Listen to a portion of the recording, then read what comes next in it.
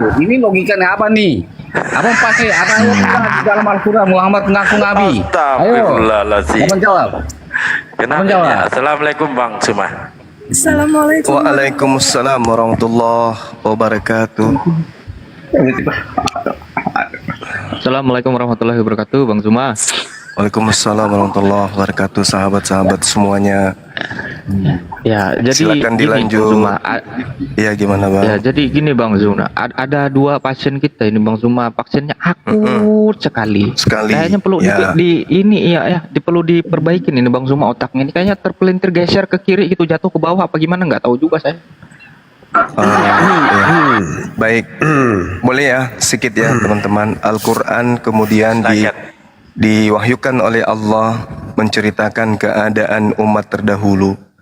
Al-Quran mengatakan, A'udzubillahi minasyaitonirrajim, iyad'una min dunihi illa inatha wa iyad'una illa syaitanan marida. Yang mereka sembah selain daripada Allah itu hanyalah setan yang durhaka atau setan yang dikutuk. Nah, muncul pertanyaan kemudian, siapa yang dikutuk di atas tiang yang disembah oleh Kristen?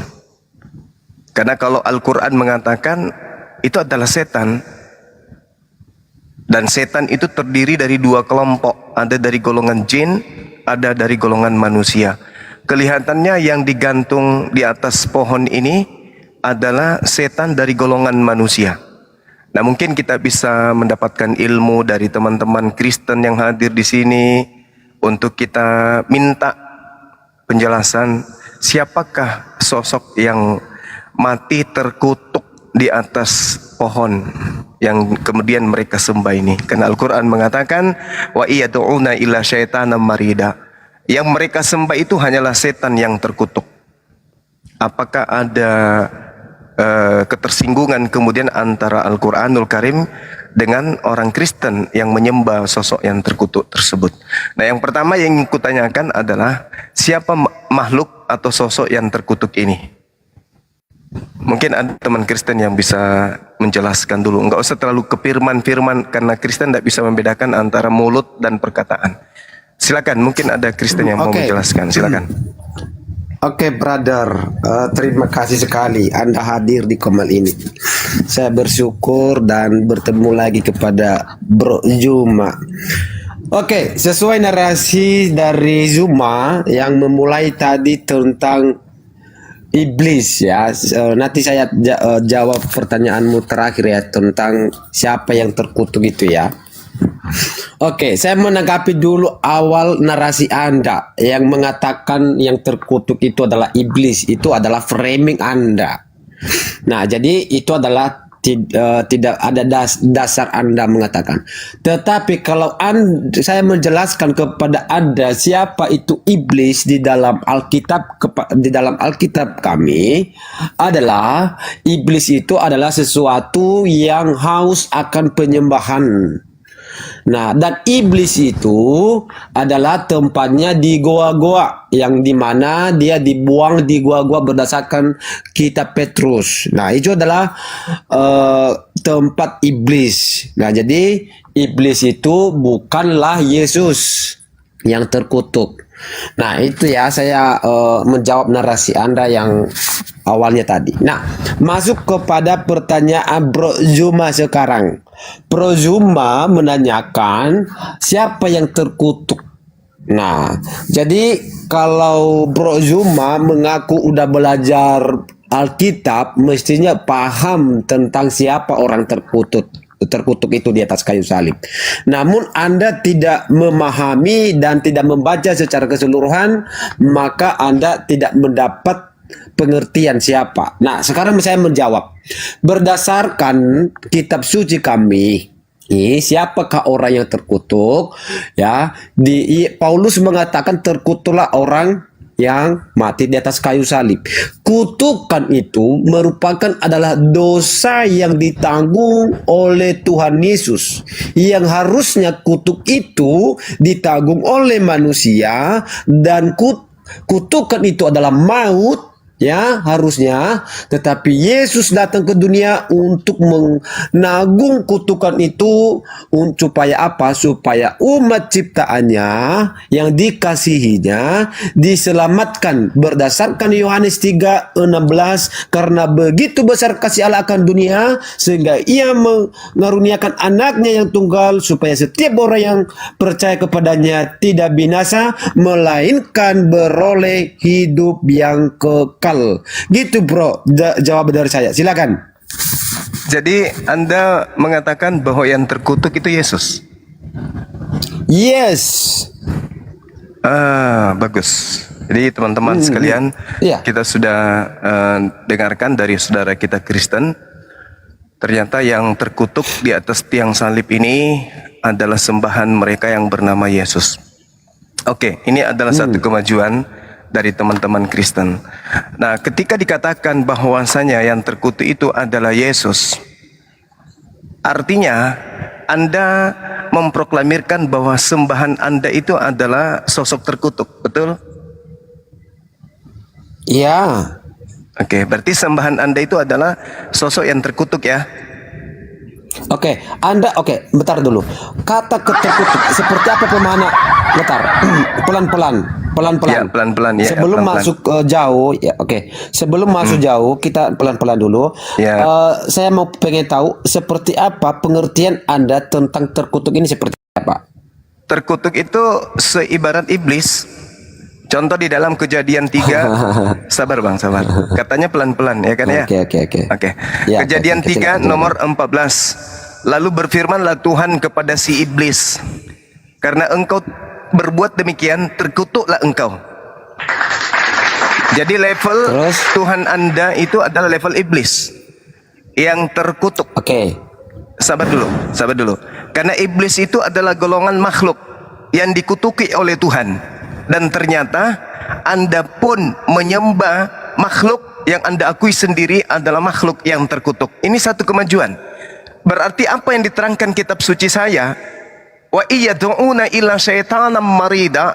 Mereka orang-orang kafir tiada lain hanyalah menyembah iblis yang terkutuk. Ini adalah satu kemajuan dan ini adalah kemenangan iman Islam. Karena apa yang diterangkan oleh Al-Quran dan apa yang disembunyikan oleh gereja, bahwa jemaat-jemaat itu dibimbing untuk menyembah sosok atau makhluk yang terkutuk, hari ini kita bisa buktikan. Jadi berhenti mengatakan kami umat Islam itu menghujat, menista, karena ternyata memang orang-orang Kristen ini menyembah makhluk terkutuk. Dan yang terkutuk itu dari asal mulanya, Kejadian 3 nomor 14, itu adalah iblis. Laknatullah alaih. Demikian, silakan. Oke, brother. Oke, saya rasa narasi Anda itu belum sepenuhnya. Kenapa saya mengatakan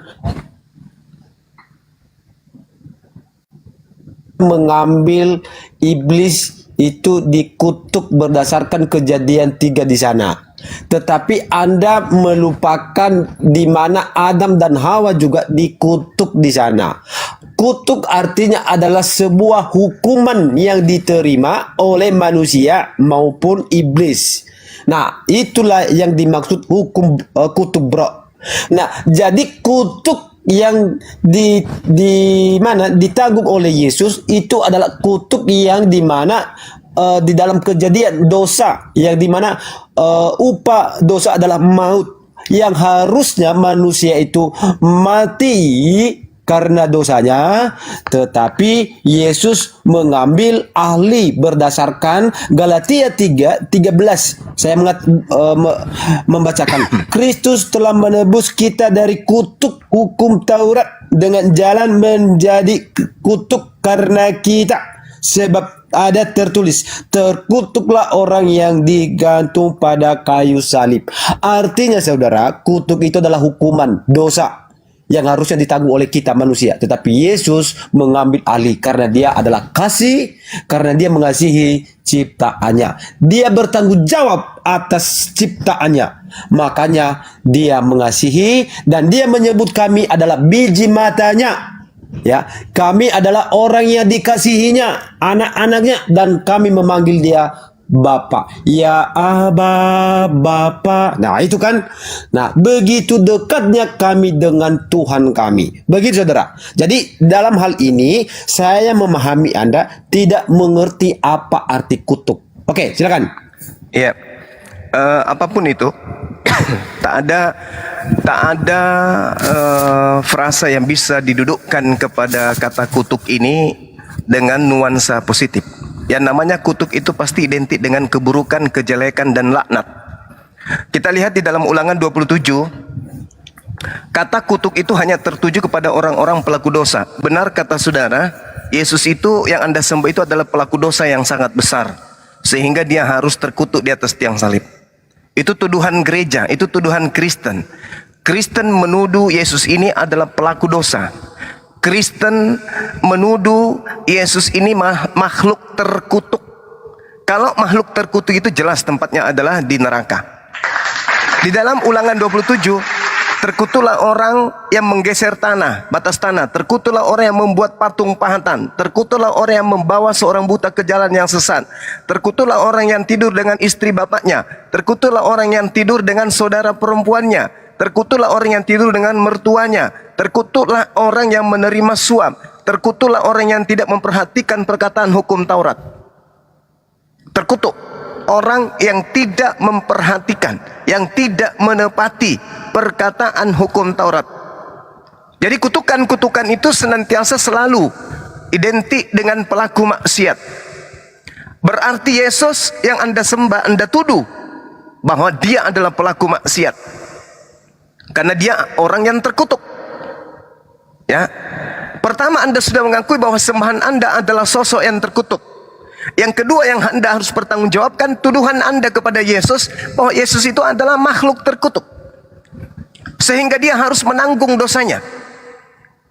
Ya.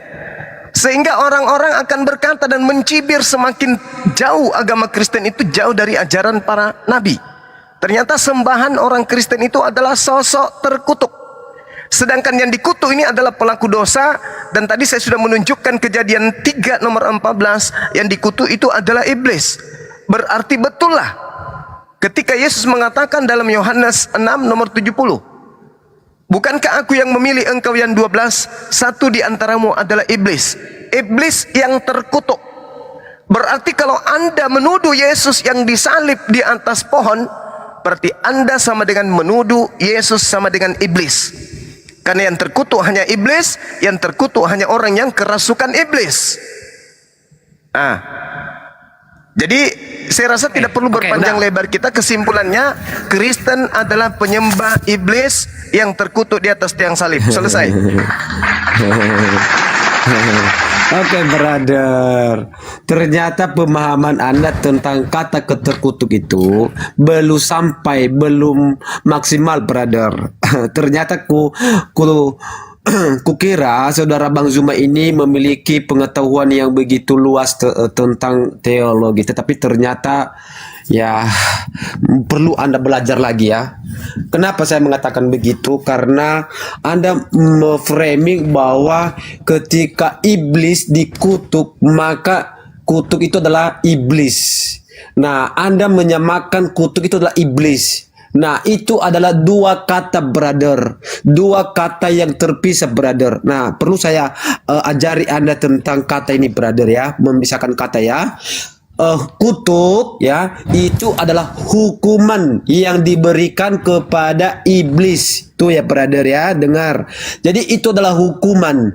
Bukan berarti kutukan itu adalah iblis, bukan begitu, brother. Itu framing namanya itu. Jadi Anda salah dalam hal ini.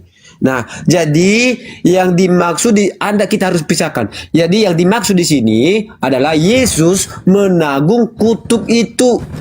Kutuk yang dimana diterima oleh siapa? Oleh Adam dan Hawa. Ya, kutuk itu, hukum itu adalah dosa, brother. Dosa itu berdasarkan Yesaya 64 ayat 6, ya. Demikianlah kami sekalian seperti seorang najis, ya, najis Kita ini najis di hadapan Tuhan. Dan segala kesalehan kami seperti kain kotor. Nah itu brother, kain kotor. Kami sekalian menjadi layu seperti daun. Dan kami lenyap oleh kejahatan. Kami seperti daun dilenyapkan oleh angin. Artinya apa brother? Kami ini seperti kain kotor di hadapan Tuhan. Walaupun kami berbuat baik, tetapi tidak ada satupun kesalehan di mata Tuhan. Artinya apa brother? Tuhan tidak bisa disogok oleh kebaikan. Tuhan tidak bisa disogok oleh apapun. Hanya karena Tuhan independen.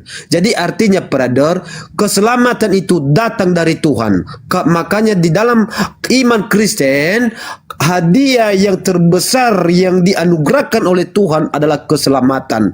Anugerah itu sudah diberikan, ya. Jadi janganlah kita menggunakan dengan salah. Kita tetap melakukan dan mengerjakan keselamatan itu di dalam Kristus dengan takut akan Tuhan, brother.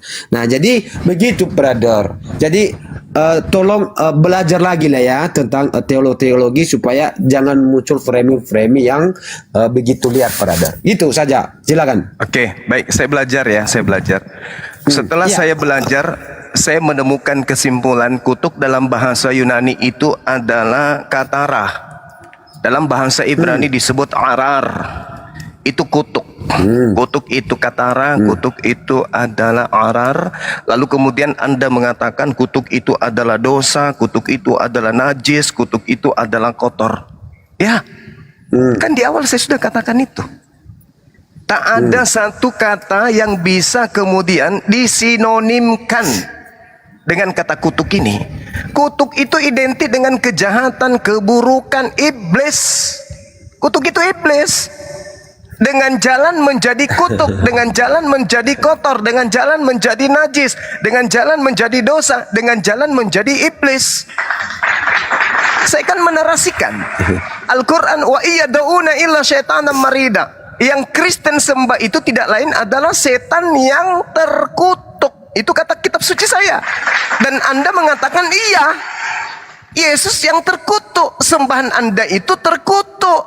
Terkutuk berasal dari kata kutuk. Kutuk dalam bahasa Ibrani arar, dalam bahasa Yunani katara. Yang sama-sama cakupan muatannya adalah dosa, najis, kotor, iblis. Itu. Nah, Yesus menjadi iblis di atas tiang salib. Dengan jalan menjadi iblis. Lagi-lagi di dalam kitabnya orang Yahudi. Ulangan 27 nomor 26. Terkutuklah orang yang tidak menepati perkataan hukum Taurat ini dengan perbuatan. Yesus kemudian membatalkan semua hukum Taurat dengan dia mati di atas tiang salib. Maka Yesus sama dengan makhluk terkutuk. Berarti yang kamu sembah adalah manusia terkutuk. Itu poinnya. Lalu Anda mau pembelaan apa lagi? Sembahan Anda yang Anda sembah adalah makhluk terkutuk, makhluk kotor, makhluk najis, makhluk dosa, iblis. Lalu keselamatan apa dengan menyembah iblis? Keselamatan apa? Penyembah-penyembah iblis mau selamat? Gimana ceritanya? Nyembah iblis kok selamat? Ayo. Wa iyada'una illa syaitanan marida. Tidak percuma kitab suci saya menerangkan kepada orang-orang yang berakal. Ini Bible Anda yang mengatakan Kristus Yesus telah menebus Kristen dari kutuk hukum Taurat dengan jalan menjadi iblis. Masih kurang? Oke, udah. Oke. Tolong gini. Tolong Anda terangkan ke teman-teman saya, anak-anak saya yang ada di sini. Kutuk itu punya nilai positif. Ingat, kutuk itu identik dengan iblis. Sekarang Anda terangkan ke kami. Tolong bodoh-bodohi kami biar kami bodoh juga. Bagaimana Anda bisa menjelaskan ke kami kutuk itu adalah kebaikan, kutuk itu adalah malaikat, kutuk itu adalah anugerah, kutuk itu adalah keselamatan. Tolong tunjukkan kepada kami biar kami ikut bodoh kayak Anda. Silakan. Kami tunggu. Oke, saudara. Saya udah menjelaskan kutuk itu adalah hukuman, brother. Saya tidak mengatakan bahwa hukuman itu adalah baik atau dikatakan perbuatan baik, tidak. Namanya hukuman ya, dosa itu adalah kotor. Saya udah kasih ayatnya Yesaya 64 ayat 6 di sana. Seperti kain kotor, najis. Itu di sana dia menjelaskan. Siapa yang bilang hukuman terkutukan itu adalah suci dan baik dan segala macam. Saya tidak mengatakan begitu. Cuman itu adalah framing Anda. Nah, jadi di sini Anda tetap saja bersikeras mempertahankan argumen Anda aja itu yang tidak memahami kata kutuk dan iblis. Ya, jadi Anda harus belajar bahasa Indonesia, brother. Ya, iblis itu adalah nama oknum, brother. Ya, itu adalah nama oknum. Contoh, Bang Zuma. Zuma itu adalah nama. Bukan berarti ketika Anda dikutuk, contoh Anda melakukan kesalahan, saya hukum Anda. Bukan berarti hukum itu saya tambahkan ke diri Anda, hukum Zuma. Tidak, tetapi hukum itu adalah sesuatu hal yang dijalankan. Ya, sesuatu hal yang dijalankan. Jadi itu dua hal yang bisa dipisahkan, brother. Ya, jadi Anda tidak, saya melihat di sini Anda tidak memahami kutuk dan iblis.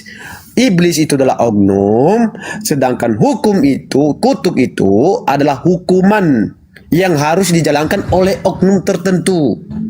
Nah, hukum ini ya ditanggung oleh Tuhan, yang harusnya ditanggung oleh manusia diambil alih oleh Tuhan. Karena kenapa? Sebaik apapun manusia di dunia ini tidak mampu sesuci di hadapan Tuhan. Kenapa? Karena Tuhan tidak bisa disogok, tidak bisa dipengaruhi oleh siapapun, karena Tuhan independen. Tuh. Jadi dalam memahami kutuk itu, saya sarankan kepada Anda pahami lagi, belajar lagi ya, brother ya, memahami dua kata itu, ya. Jangan dibarengin. Oh, kutuk itu adalah iblis, Yesus iblis. Itu cara belajarnya. Anda belajar di mana itu? Nah, itu belajar lagi ya, Bang Zuma ya. Gini, Zuma, belajar. Yesus Anda akui terkutuk. Anda akui Yesus itu makhluk terkutuk. Berdasarkan Galatia 3 ayat 13 ya betul. Nah, berarti Yesus adalah kutuk kan? Yesus menanggung kutuk itu. Iya. Gimana sih, Li? Dengan jalan menjadi kutuk. Nah, kutuk udah selesai. Berarti yang Anda sembah adalah masalahnya? Berarti yang Anda sembah adalah makhluk terkutuk, betul? Nah, makanya brother belajar lagi. Galatia salah nggak 3 di Al-Quran situ mengatakan bahwa yang kamu sembah itu adalah iblis yang terkutuk? Salah nggak? Oke, gini brother. Saya baca lagi ya, Galatia 3. Gini brother. Galatia 3 ayat 13. Pahami kata-katanya brother, ya. Oke ya. Kristus telah menebus, ya kayak Kristus telah menebus kita dari kutuk. Kutuk itu adalah dari manusia, itu ya. Iya, Yesus ayat 13. mengambil alih kutuk dengan jalan menjadi Yesus mengambil kutuk dengan mengambil jalan dengan kutuk. Iya kan? Berarti yang Anda sembah adalah makhluk Loh kan dia kan yang menanggung dosaku. Iya, saya tahu. Berarti Yesus itu adalah makhluk Ya, dia makhluk terkutuk, betul. Bagus. Jadi teman-teman sekalian, jangan pernah terpengaruh dengan agama Kristen menjual kasih. Kenapa? Sembahan mereka makhluk terkutuk. Apa akibatnya ketika manusia menyembah makhluk terkutuk? Anda tidak memahami apa itu kutukan, brother.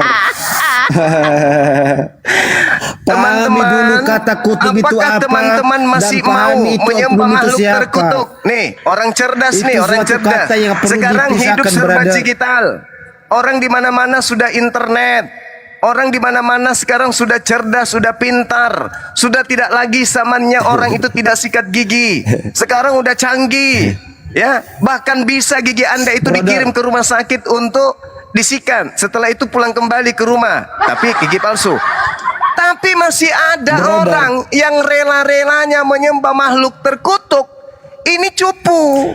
Brother, harusnya kalau orang ya semakin canggih, Semakin pintar. semakin tahu, berarti dia semakin pintar. Tetapi saya aneh kepada Zuma ini, ya, kok semakin ada alat yang mendukung manusia untuk semakin maju, tetapi akal Anda semakin mundur, bukan Kalau semakin menyembah maju, makhluk brother. terkutuk itu maju atau mundur? Anda harus memisahkan kutuk dan Yesus, itu brother. Saya sarankan kepada Anda. Yesus digantung dengan jalan menjadi apa? Ya, mengambil jalan dengan kutuk. Ya, menjadi kutuk Iya. kan? Yesus menjadi kutuk Iya. kan? Nah, Iya. Berarti Dia Yesus itu Oke, kutuk saya tanya kan? samamu. Oke, saya tanya sama Anda. Yesus Oke, bentar. Yesus dikutuk itu karena apa, coba? Jawab. Tidak ada yang ngutuk Jawab. Yesus, yang kutuk Yesus itu kalian. Korek lu. Di mana? Siapa yang mengutuk Yesus? Kutanya dulu. Siapa yang Oke. mengutuk Yesus? Siapa yang mengutuk Yesus? Oke. Di siapa dalam yang mengutuk Yesus? Galatia 13, Kristus telah menebus kita dari kutuk. Siapa Kutuk yang mengutuknya? itu berasal dari Siapa yang mengutuk Yesus? Siapa yang mengutuk Yesus? Bentar. Enggak, kutanya dulu siapa yang mengutuk telah Yesus? Iya, saya jelaskan nanti ada poinnya di sini. Enggak. Saya enggak mau telah digiring menebus kita. oleh manusia palsu. Saya tanya, Kristus siapa telah yang menebus mengutuk kita dari Yesus? kutuk. Siapa yang mengutuk Yesus? Kutuk itu berasal Lucu saudara saya. Kutuk Siapa itu yang dari manusia karena dia dihukum.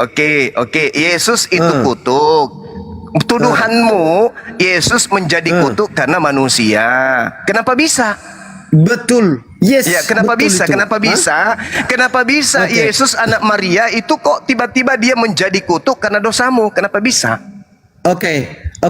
Karena di dalam Yohanes 3:16, karena begitu besar kasih Allah akan dunia ini sehingga ia mengaruniakan anaknya yang tunggal, sehingga setiap orang yang Anaknya percaya loh. kepadanya tidak Anaknya itu binasa anugerah loh. melainkan beroleh yang hidup. Menurut Yohanes Hah? 3 nomor 16, anaknya itu anugerah atau kutuk? Anugerah artinya bahwa kutuk itu Ini diambil yang dari saya manusia. yang Hukum saya itu tanya, diambil dari manusia dan ditanggung oleh Yesus. siapa yang membuat Yesus menjadi kutuk? Itu Kamu menunjukkan adalah Yohanes dosa 3:16, manusia. Tuhan membuat Yesus sebagai anugerah, anak yang dikasihi. Sekarang Anda membuat Yesus anak yang dikutuk. Pertanyaan saya, siapa yang membuat Yesus menjadi anak yang dikutuk? Yesus terkutuk karena dosa-dosa manusia. Dan seharusnya itu manusia yang itu mengatakan mati itu siapa? karena maut. Yesus mengambil alih supaya yang saya tanya Apa? itu yang membuat Yesus menjadi kutuk itu siapa?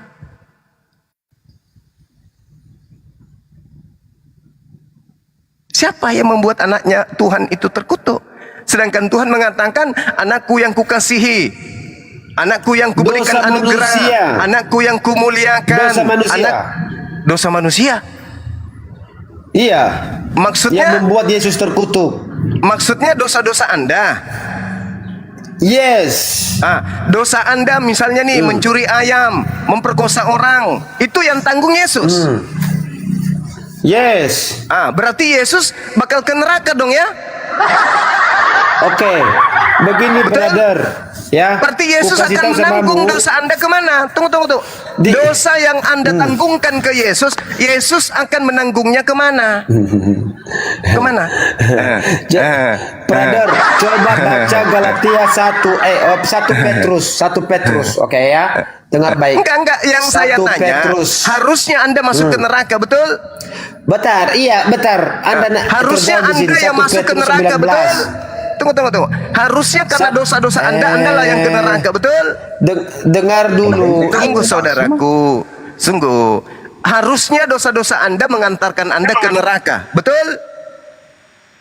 Betul dong? Betul dong, karena dosa itu upahnya maut. Harusnya dosa-dosa Anda yang ke neraka menanggung itu, betul? Ayo dong, ayo dong, ayo dong. Jawab.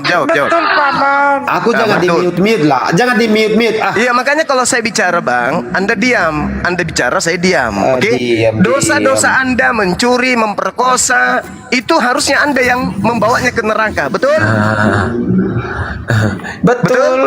Betul. Tetapi ditanggungkan oleh Yesus. Yesus yang menanggung itu, betul? Iya, kutuk, betul. Berarti siapa yang ke neraka?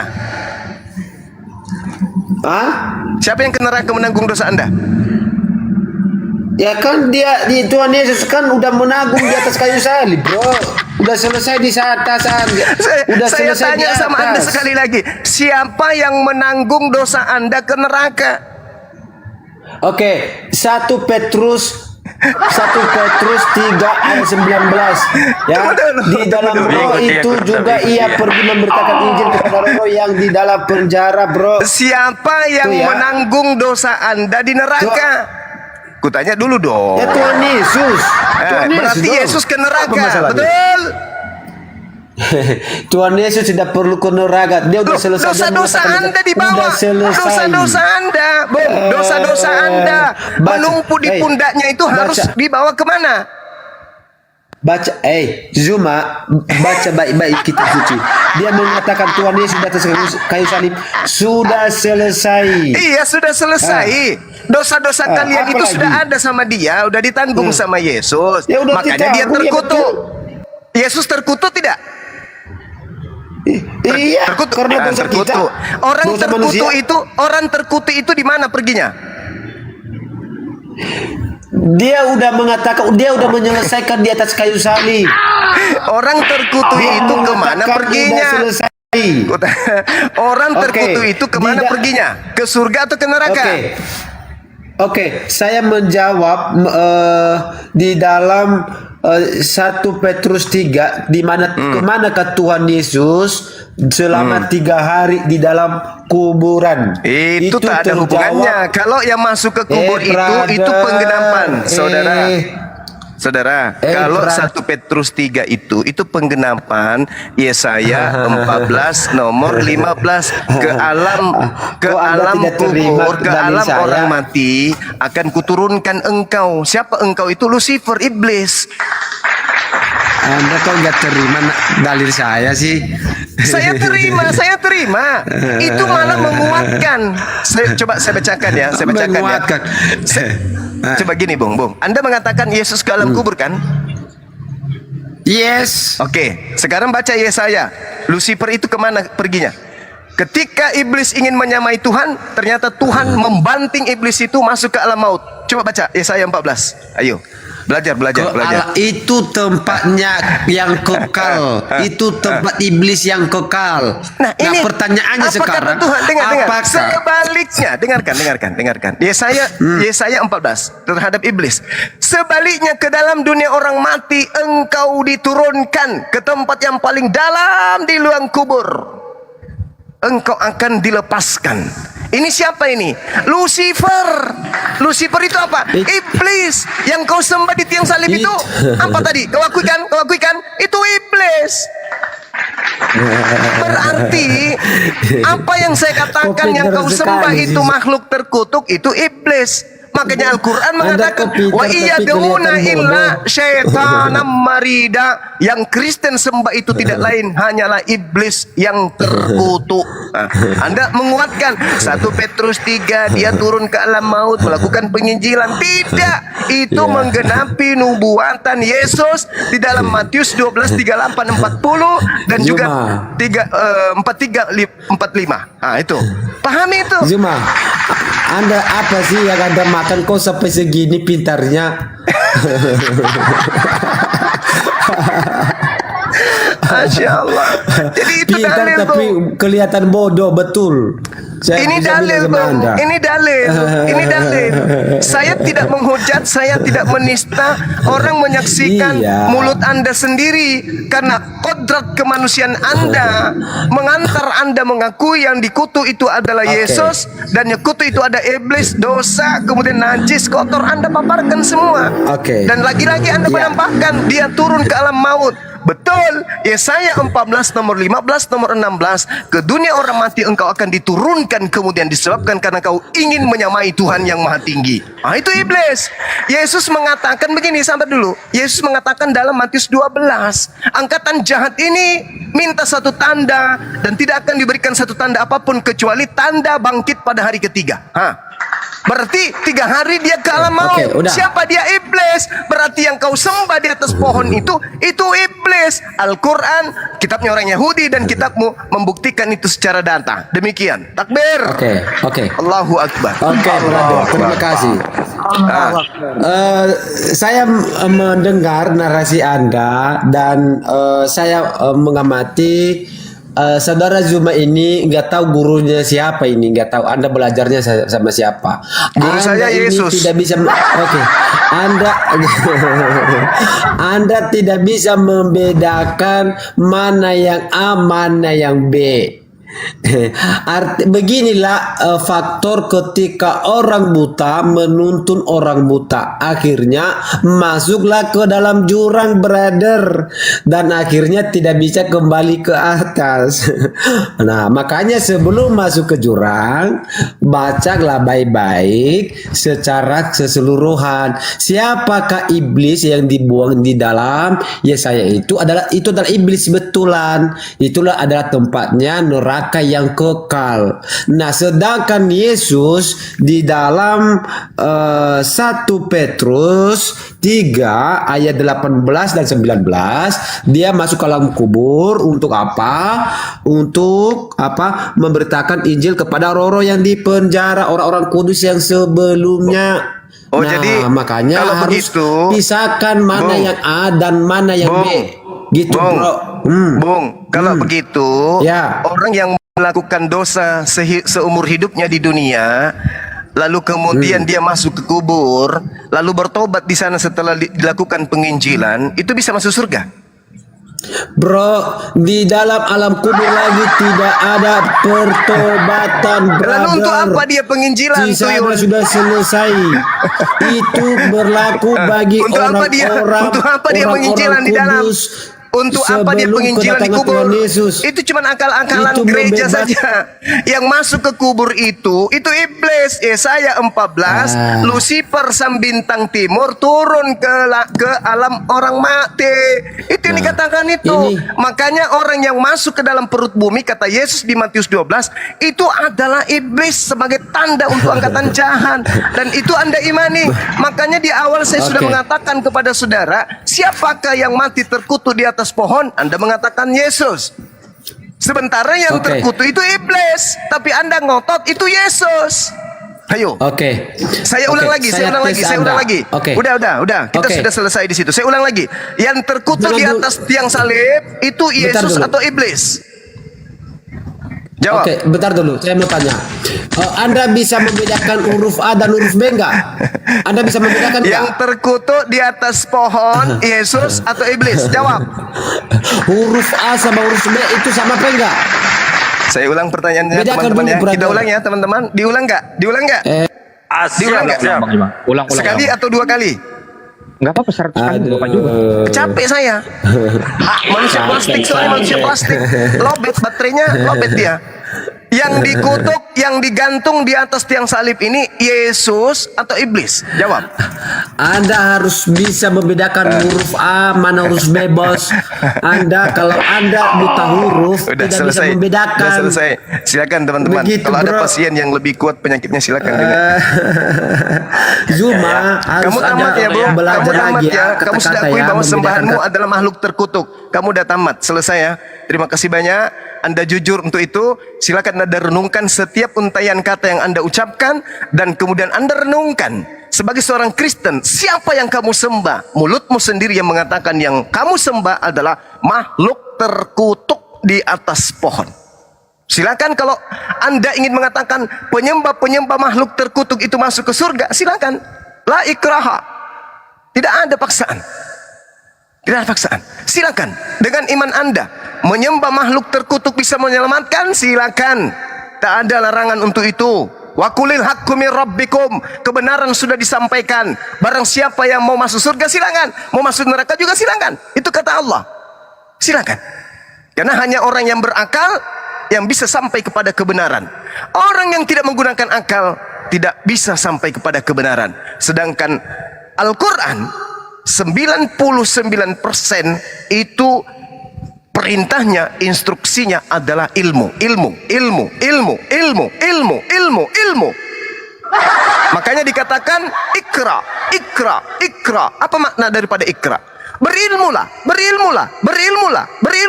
Berpengetahuanlah. Itu perintah Quran. Ikra. Dan saya membimbing Anda untuk belajar, untuk membaca, untuk berpengetahuan. Tapi ternyata Anda nggak bisa.